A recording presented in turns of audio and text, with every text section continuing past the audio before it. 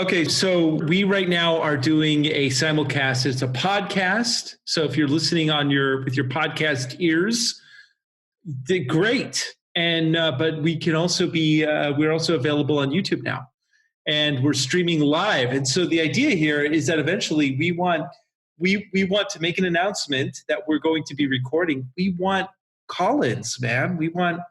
Because we if you haven't heard, we're separating the show into two parts. There's the news section, and then there's the guest section. I feel like there's so much. I don't want to have a 2-hour show. I'd rather spread the love, man. And why force people to listen to stuff that they don't want to hear? So if you don't want to hear about the breaking news updates, you can listen to our guest interviews with people like Dan Locke and Ryan Levesque. And if you want to hear the breaking news with the marketing geeks, that's what you're going to get with us right now. Marketing Geeks. Ladies and gentlemen, welcome to another fine episode of the Marketing Geeks podcast / news. Biggest news, of course, everybody was surprised to hear that Jeffrey Epstein died, including Jeffrey Epstein. I think he was the most surprised to find out that he was going to commit suicide, but that happened. Just found out today that he broke his neck in several places while committing suicide alone, while on suicide watch. So good job, Jeffrey Epstein. You injured yourself. So I have no further comment, Your Honor. You have no further comment? Yeah, that was a weird one. I kind of... No, that wasn't weird. We all knew that was going to happen. It happened. Let's get into the news, Andros. What do you have for me in the world of marketing? Oh, this is really interesting. So it looks like Bernie Sanders. Bernie Sanders is doing something very, very interesting. Let me go ahead and... Is it as interesting as having a Lamborghini parked behind him on the beach? That's pretty damn interesting. How'd you do that, man? Well, are you making money while you sleep? That's right. Yes, I'm making money while I sleep. Well, I'm just working from the beach. It's incredible. And like I even have the power to freeze people behind me, which is something I've been working on for a while, but I've mastered it now. And even my arm starts disappearing sometimes too, which is just strange, but it's something that, comes with the territory of being successful. You are the one. You are starting to believe. By the way, 20 years ago, Matrix came out. In fact, 20 years ago, Matrix, Mystery Men, The Iron Giant, Three Kings, and Fight Club all came out around the same time. That's insane. And American Beauty. I know. It's like one of the best years for movies ever. And then I look back, but it's like, I think about the Star Wars prequels, like episode 1 is now 20 years old. How the hell did that happen? Like when did the prequels age 20 years? And even like Batman began years old. I mean, this is insane. We live in a weird time. Time flies. Yeah, man. So Bernie Sanders trying to reach out to the youth. You know what he's doing? He's using Twitch. He's using Twitch. Yeah, to stream his. That's smart, man. That's really smart. Have you used Twitch, Andres? You ever go on there? I have not gone on Twitch, but Iris and I have started a TikTok account. If you want to check us out, we're on the Sturgeons. I have a TikTok. Account, but I'm just a stalker, I guess, because I only use it to kind of look at what's going on in the world, which sounds really creepy because like everybody on there is like under the age of like 22. Well, I gotta tell you, I actually really have. In the short time I've been using TikTok, I actually have come to really enjoy it. I think that it's a place where because it's kind of like a Vine 2.0 in a sense, right? I mean, yeah. And so people basically they give people the tools to make small, tiny films like soundtracks, music clips, and you can make these tiny loops. And then there'll be like right now there's a challenge called the Get Up Challenge where everybody takes this one piece of music and they all do a dance. And the dance has kind of similar moves, but you do the get up. And so people are doing these really elaborate get up dances with their friends. And just, I mean, it's awesome to see like young people just making really creative, interesting things. And I really like it. I don't know. So Iris and I are making these funny little like dumb films. And so, yeah, follow us on the Surgeons and comment and like our videos. So there you go. Twitch. So for everyone that doesn't know about Twitch, Twitch is primarily a video game streaming platform. It's branched out a little bit on it's high-end live streaming.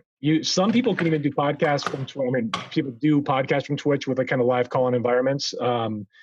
However, I use it to watch professional poker players play poker and share their screens, and then I can learn from them. And I've got so much better. Yeah. Not really. Not really. I do that though. I mean, it's been a while, but I was doing that for a while. I'd spend a couple hours watching these pro poker players play on Twitch because you get to see their hands, get to see what they're doing. It's kind of fun. I hope your poker playing is better than your stock picks. That's all I. It's about equivalent. Can say about that, my friend. Oh my god. Anyway, no, you don't even want to know that stock portfolio. I don't. So Bernie Sanders using Twitch, I think that's really smart. I mean, here's the funny thing about it is that, the elections are coming up and we, one of our listeners said that I get too political on the show, but I believe that marketing is politics. Everything about marketing is political. And so I think that any way you need to reach young people is great, but I've known several people that voted for Donald Trump, but they said they would have voted for Bernie Sanders before him. This is why we need. I've heard that as well. So we'll see what happens here because we're getting closer to the primaries. Man, Bernie Sanders and Elizabeth Warren. That's the ticket. If that ticket happens, I'm going to flip my lid. I will. You coming back? You coming back to the U.S.? Never, ever. Show me what you got. I got a story that I want to cover. So we're talking about kind of the younger platforms that the youth are migrating to or spending their time on. Yeah. One of these is one of them was Snapchat. Snapchat was huge. In like 2016, it was all of a sudden it was the next big thing. It was touted to take over Facebook, and then it had a bit of a setback. The company's still there. It's hanging on, and it's they're moving in a direction of more like augmented reality technology. And so they're rolling out their version 3 of the Spectacles right now. And the new version of Spectacles now has the ability to render high definition 3D images right on the fly as you're walking around. And pretty soon they're going to master this tech where you can get real-time advertisements. So when you're looking at somebody's, I'm just adding this in, I'm assuming this. When you're looking at somebody's shoes, I'm going to look at their shoes and I'm going to see like the price tag and like click here to buy these shoes on Amazon right now. I'm expecting like AR to take that mode, which I think marketers are going to love. People are going to find annoying, but it's inevitable. It is inevitable that's coming. Yeah, I don't know if that's going to work, man. I mean, this is actually something from The Verge, so I'm going to go ahead and maybe it'll be like they're tracking your vision now. You're wearing the spectacles, so now they can see everything. And they're absolutely. The ads that follow you on the internet are going to be what you saw. So it'll be like, yeah, exactly. So here's the story from The Verve. Snap announced the Spectacles 3 with an updated design and a second HD camera. Well, of course they're going to do eye tracking. I mean, they definitely look, by the looks of it, they look less obnoxious than like the Google Glass.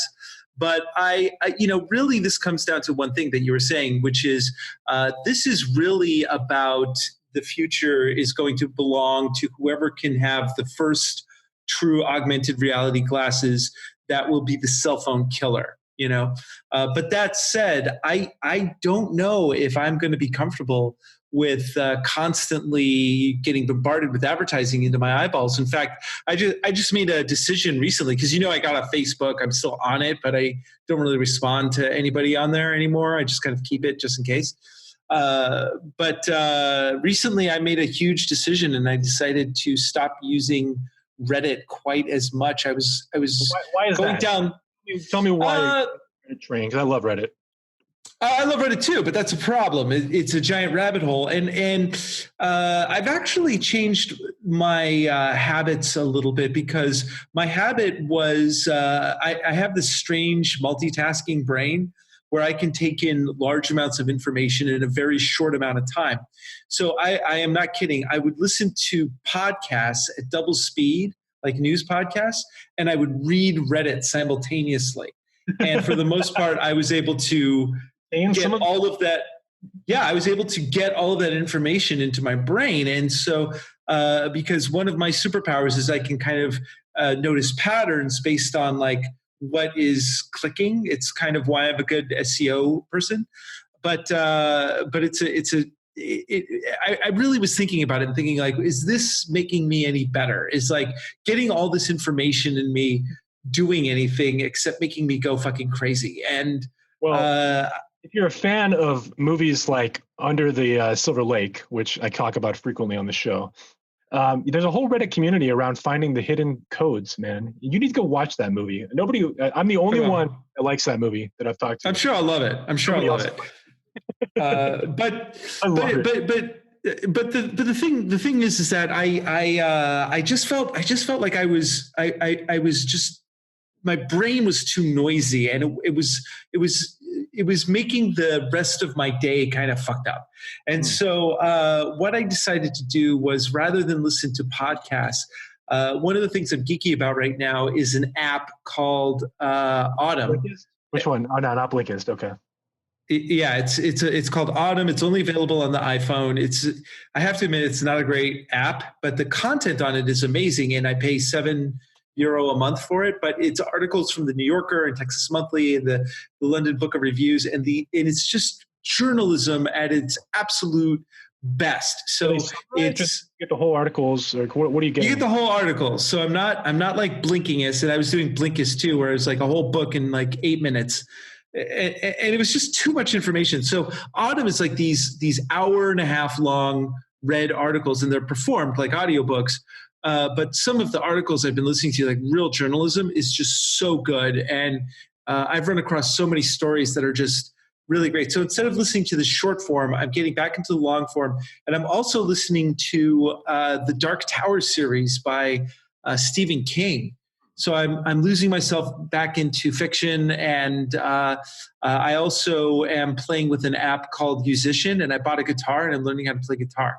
So the time I was taking to go on Reddit and go down these rabbit holes, I'm learning how to play guitar. And you're working a full-time job, and you're a podcast host of the successful marketing. And a dad. There you go. And I'm starting a business like on top of that. So. Anyway, I need some time to just like focus on something slower. And I feel that it's a lot healthier for me in the long run. And especially in this ADD culture. I'm amazed that you can listen to like podcasts or audiobooks at 2x plus. So you go above 2x, I think sometimes. I 2.5 is my average. 7.5 is like where my limit is. I've tried to go past 1.75, and it just stopped processing at that point. So 1.5 is comfortable for me, but 1.75 I can kind of hang, and I'm working on getting it up there. But I've got a limit on that. But I do love going. I mean, I'm a big. I still use Audible all the time, and I have a ton of books I listen to. So. Oh yeah, but I mean, it's such a great way to pass the time, because you can listen to an audiobook in between other things that you're doing. But I listen to YouTube videos at double speed too, and so because I listen to everything at like double speed, now when I listen to something at regular speed, it's so painfully slow. I feel like I'm losing my mind. What about like classical music? How's that for you? Well, that was kind of the depressing thing, because I found out that Spotify just released a feature where if you listen to a podcast, you can listen to it at 2x, which was the feature I was waiting for. Mm-hmm. So I may use that now if I start listening to podcasts again. Speaking of Spotify, since we need to cover marketing topics here too. Spotify rolled out a Spotify for Podcasters, which has been in beta for quite a while. It is now rolled out fully to the general public. And so if you have a podcast on Spotify, you can go to Spotify for Podcasters, and you can actually get real-time analytics. Not only will they give you analytics data for your numbers and your downloads, but they actually break down like the gender. They break down some of the demographic and psychographic qualities of who's listening to your show. So far, Spotify has given us the best data that I've seen yet on who's actually listening to the show. And in fact, so in the future when we're marketing, we'll have a better understanding of kind of who our listeners are and who to focus the advertising budget on.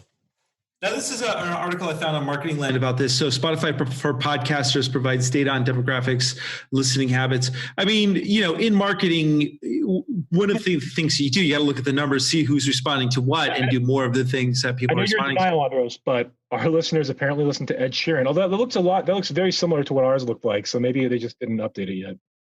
I don't know. Well, you know what? Maybe those listeners are actually very smart because, as I have said, I truly believe that Ed Sheeran is actually just an AI.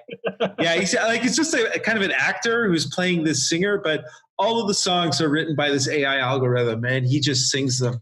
I think you might be onto something there. I wouldn't be shocked.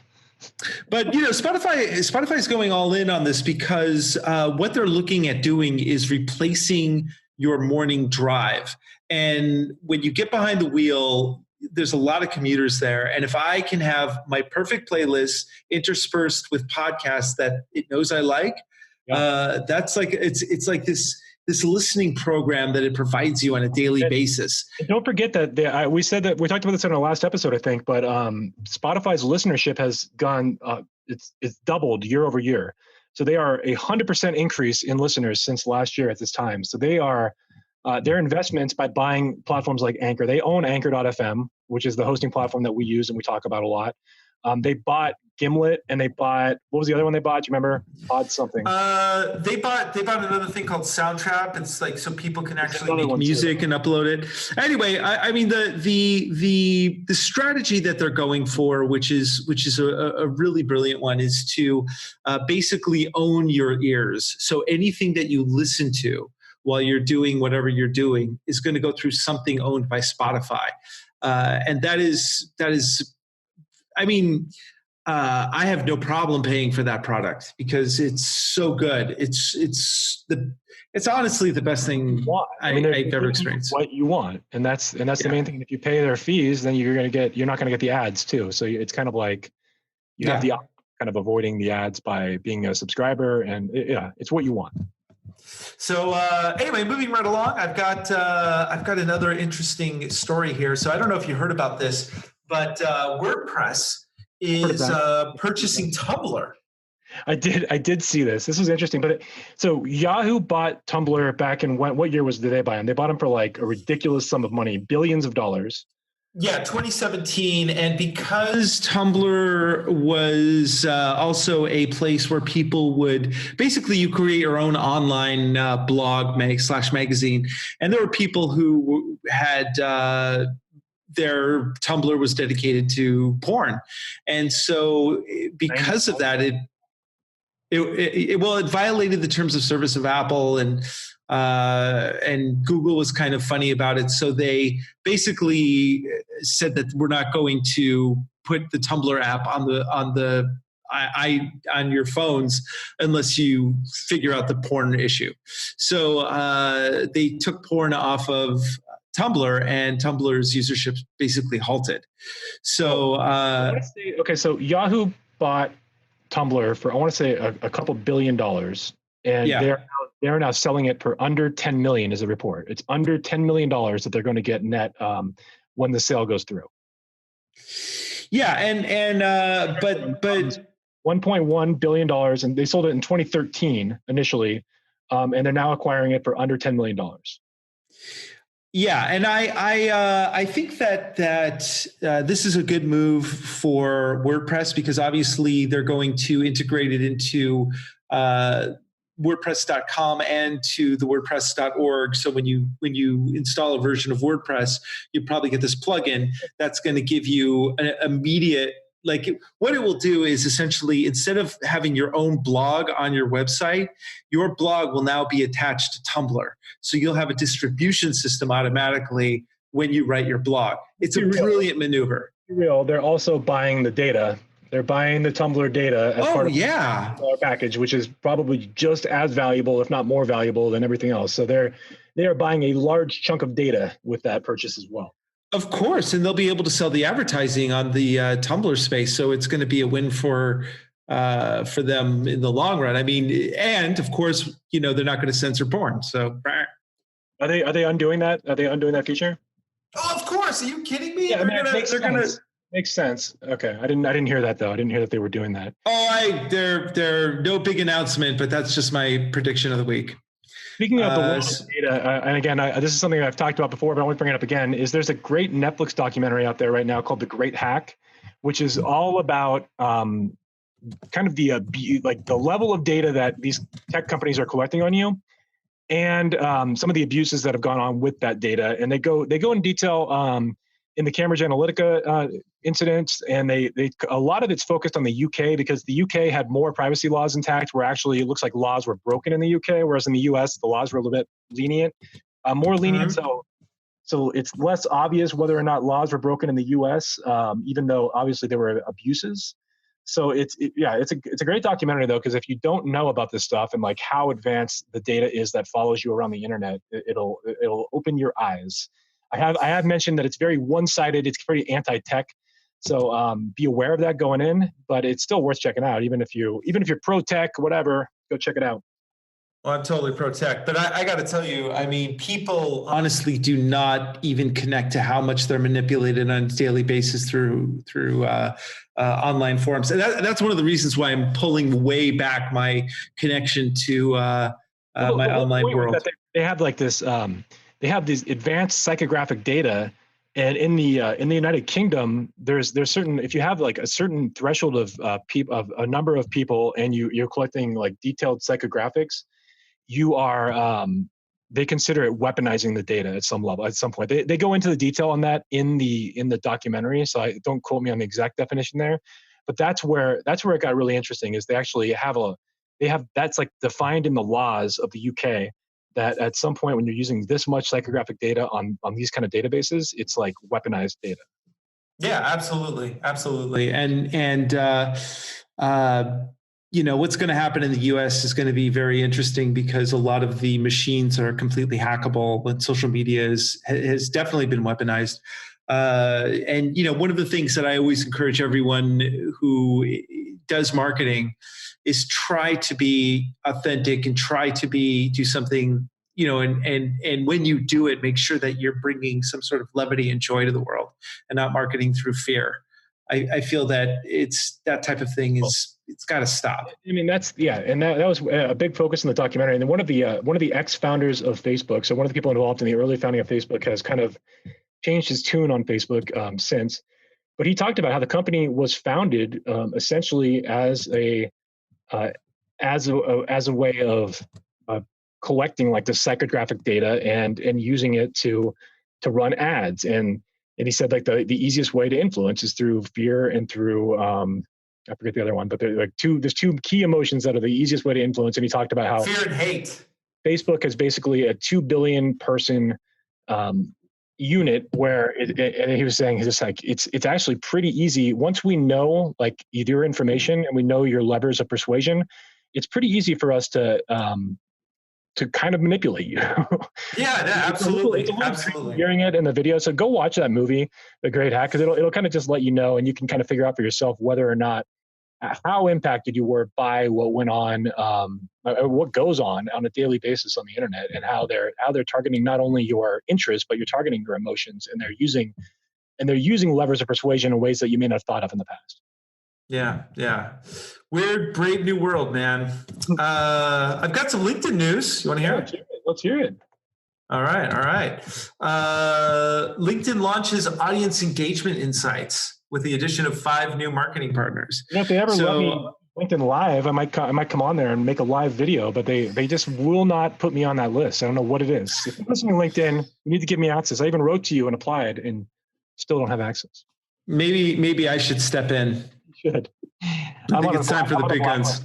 I think I'm blacklisted by LinkedIn. If you see this man, LinkedIn launches audience engagement insights with the addition of 5 new marketing partners. So actually, I'm not too familiar with Amobi. And do you know these? I heard Hootsuite. I've definitely heard of. I know the name David Ogilvy, which I'm sure that the name is based off of. So at least I know that. And Sprinkler. Anyway, but Hootsuite basically has launched an audience engagement insight. So you can, looks like you can basically put something on LinkedIn from Hootsuite, and it'll give you the audience engagement information that's on LinkedIn. We're both big fans of AppSumo, which is a website that gives you discounted software. So there's been tons of social media platforms just like what you're describing, Hootsuite and these other ones. And so I go and try to buy the lifetime licenses of these new startup companies and get a good deal that way instead of going to Hootsuite and paying like a monthly fee every month. Oh yeah, I've got so many tools now one or two that are you. Yeah, no, I mean, so I bought a few things on AppSumo that I use to this day, and maybe we should do. Let's do it. We should do an episode on our favorite AppSumo finds. We should do an AppSumo buyer's regret one too.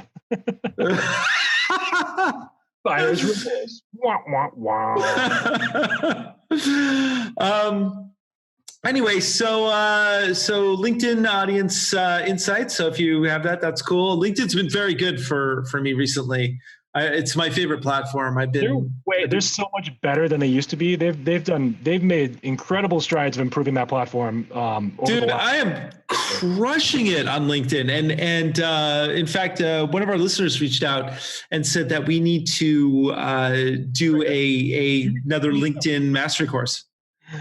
She reached out to me as well. Yes. Yeah. So we will do that. We have that penciled in. So we're going to be doing another LinkedIn kind of optimizing your profile for LinkedIn, but we're going to take it a little bit deeper this time. And we'll talk about like content marketing on LinkedIn and best strategies. And of course, Andres is like the master of job seeking on LinkedIn. This guy is the king.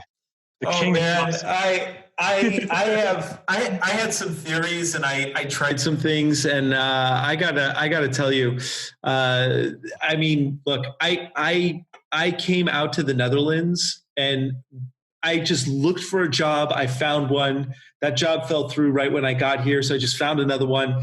And one thing I know about myself, didn't you? Oh, like, yeah. I mean, I don't say unemployed long, but one of the things that I feel very confident about is that you could drop me literally anywhere in the world, and I will make a network on LinkedIn within that general area, and I will find a job within a few weeks. I mean, it's great to not have to worry about that ever, and I want to teach our listeners that. That is good. However, I don't want a job. I just want to make money from home at my beach Lamborghini behind me. So that's you don't want to work. You just want to bang on the drum all day. That's right. That is right. So according to Marketing Land, podcast listening growth continues. Mobile app usage up 60% since January 2018. A new study finds. It looks like we made a good decision getting into the podcast world when we did. I think I mean, it's one of the few decisions we've done well. I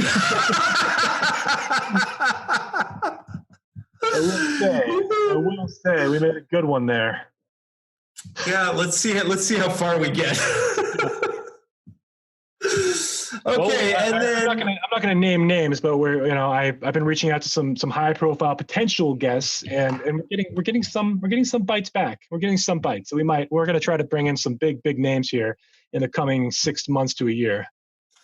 Yeah, I was actually surprised some of these people have been reaching out to us, and it seems as if to me that the show is starting to grow a little bit. Like somebody like Dan Locke, that's not somebody that we reached out to. He had his PR person reached out to us, which is pretty crazy.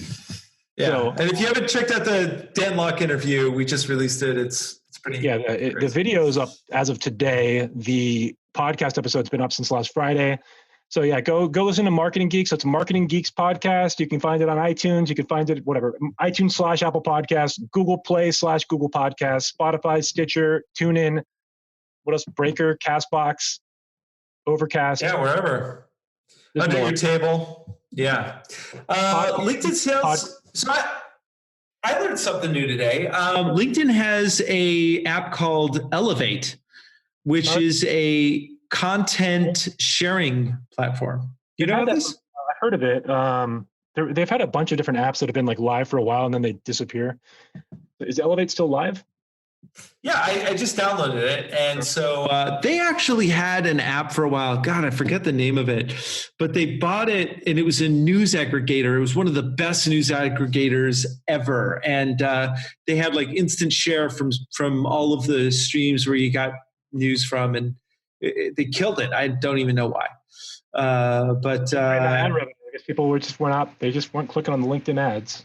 Got to kill it. So basically what it looks like they're doing is they have this app, Sales Navigator, that will feed you content that you can then share through Sales Navigator. And sharing content on LinkedIn is one of the best things you could possibly do for your own sanity.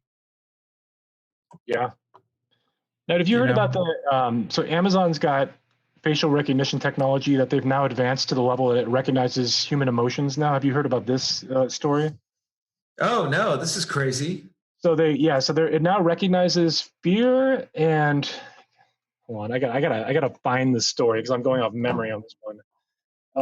But it's facial recognition technology. It's now recognizing human emotions. And again, we talked about marketing opportunities. If you can recognize fear, you can monetize it. I'm gonna get a t-shirt that says that. That's like that is like the best bumper sticker I have ever. Yeah. You can recognize fear, you can monetize it. Brilliant. So the software is called Rekignition, Rekigition.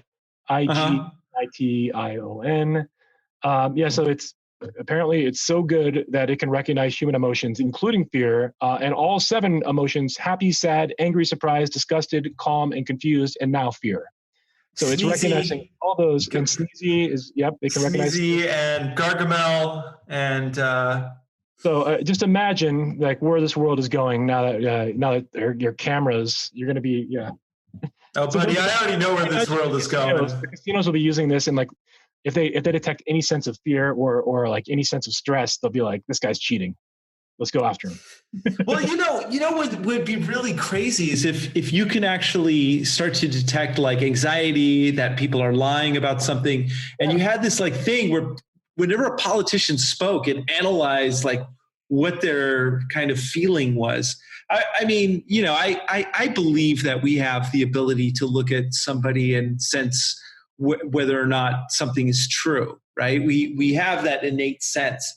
If something feels wrong to us, most of us ignore it, I think. But if we had some sort of AI that can identify that stuff, oh man, that would break up everybody. We'll start finding thought crimes soon. Crime. What's that Minority Report, right? Is that the thought crime one where they future crimes?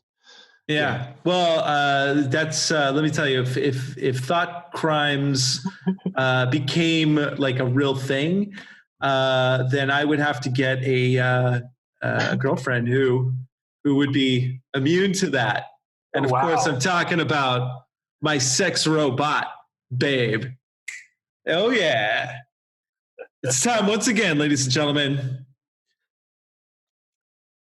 for the Sex Robot Report. I'm telling you that on Twitter, Whitney Cummings is trending with her like new Netflix special, which is all about sex robots. And you've been talking about this here. Oh yeah, for sure, man. I've been talking. Look, I'm a trailblazer, man. I knew mobile was going to happen. And in fact, a friend of mine just wrote to me today. He's like, in 2010, you told me mobile was going to be the thing. And then of course, just recognize that you were right in 2019. It took 9 years, and he's like, wait a minute, he is right. Yeah, pretty much. But I always have a sense for things. That's why I got the fuck out of the United States. Okay, so. Finally, our last story. Let me pull this up here. Building it. Are you really? Building anticipation with you looking for your story and not being prepared. I know. That's me. Okay, this is the headline of the year. Are you ready? Ready. If you have children, please cover their ears. Earmuffs. This is from Vice, Vice.com. The blowjob paper. Scientists processed 100. They have processed 109 hours of oral sex to develop an AI that sucks dick. Wow. That's the headline of the year. Anonymous machine learning engine wrote the blowjob paper to try and make this blowjob machine feel more lifelike. Interesting. Very, very powerful use of AI technology. This is, it's always like the most advanced technology. The first industry to pick it up, the porn industry. It's why you predicted that VR would be like a massive thing in that industry until you realized, what was it, Anders? What did you realize? What was the big realization? That about which? About the VR. The big realization, the reason it would never catch on is that what you're talking about? Yes, that's what I'm talking about. Yeah, the reason why VR porn would never catch on is because I don't want. It's too risky. It's like it's a thing where someone can walk in and drop a sandwich off in front of me and walk out, and I wouldn't know until I just like took off my goggles and headphones and saw a sandwich in front of me that was brought to me by my mother, and that's just embarrassing. Indeed it is. That's why you prevented that from happening with your foresight. And with that, of course, that is the sex. What are you geeking about? What's the geek stories of the week here? Well, the geek stories of the week, I got to tell you, for me, it's playing guitar with Musician. This is like, look, this is the dopest thing. If you're watching the video cast of this,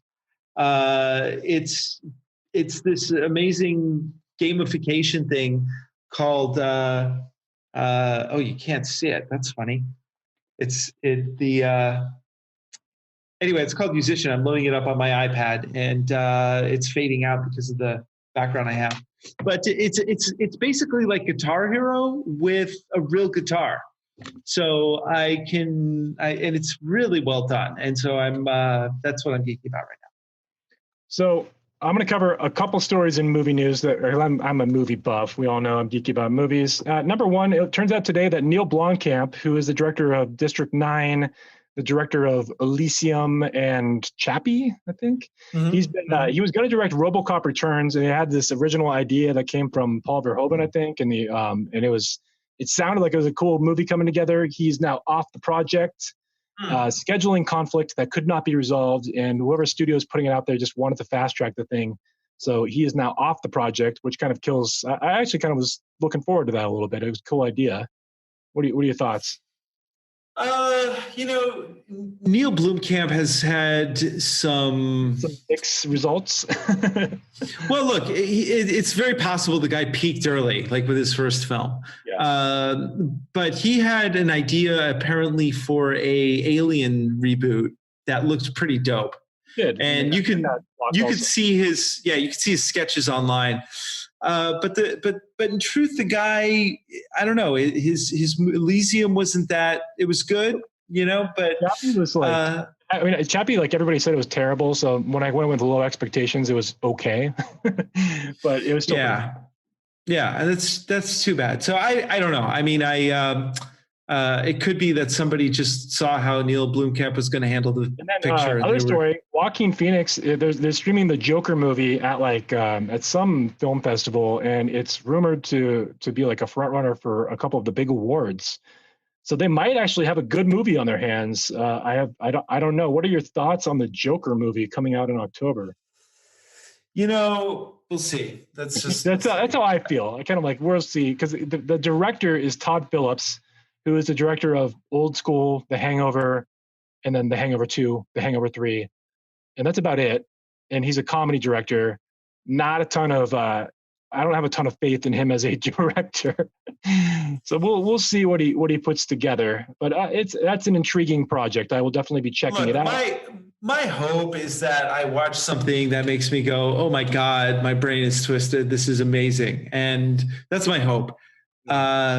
that doesn't happen very often. And from what I've heard from the set, like, and the other thing is that you hear a story like this, but like, is it like a Russian troll farm who just got paid to like drop this story? I don't fucking know anymore. Movie? I doubt it. I doubt the Russian troll farms are promoting the Joker movie. I just don't. No, but why can't they be like a Ukrainian troll farm? Is Joaquin Phoenix, like, they want to make him into like this ultra celebrity and give him some sort of new power? No, but if this movie bombs, then basically the DC universe hasn't had like any real sort of hits. It'll kind of kill the DC universe if the Joker fails too. The universe has been dead for a long time. It's but DC doesn't know that, and so they really need a hit. They really need a hit.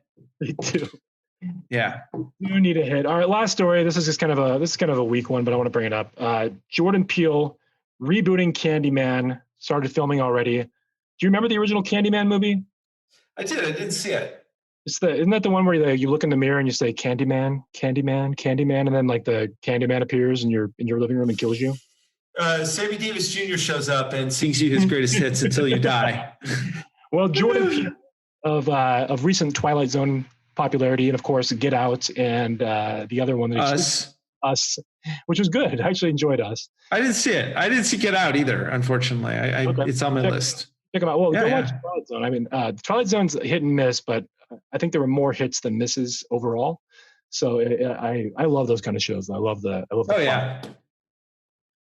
All right, that's all I got this week, buddy. What do you got to kick us out of here? What do I got? Well, thanks again to all of our listeners who are just continue to listen to what we're doing here, and which is wild. But thank you, seriously, especially if you've gotten. And if you listen to this episode and you want to leave us a voicemail, you can actually go do it on Anchor now. So if you go to anchor.fm/marketing-geeks, that's anchor.fm/marketing-geeks. You can go there and you can actually record a voicemail. It'll come right into our account, and we have the ability to add that into our episodes if it's really good. If it is really good. Well, I think that's it. That's the closing music. They're kicking us out of here. Yeah, and the music sounds a little distorted, but I'll take it. Okay, I'll turn it down a little bit. I'm still working out this new system, man. We're upgrading the show. We're trying to record live episodes, sort of. These are bonuses. They're not really. Look, we're just so you know, we're in the early stages of like the rebuild of the show, but we're doing it real time. So we're gonna be honest with you about what we're doing. Like we're trying to take this whole thing a little more seriously. And remember, fast action takers get the spoils. I guess. Something like that. Yeah. That's the bank. And always remember, folks, if you can identify fear, you can monetize it. Copyright just 2019. That should be the name of this episode, man. So anyway, lots of great guests. We are currently booked out to the end of the year with guests. Incredible. Yeah, that is very important. It's insane. And some of these guests are like, we may have to like double book. Good stuff coming your way, folks. I told you I'm a fan of the person ahead of time.